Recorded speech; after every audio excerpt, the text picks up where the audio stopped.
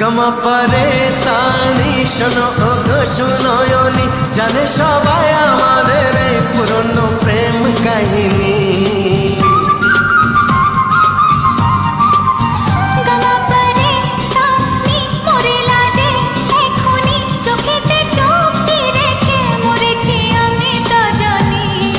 তাই তো আমার মনের ঘরে হয়েছ রানী।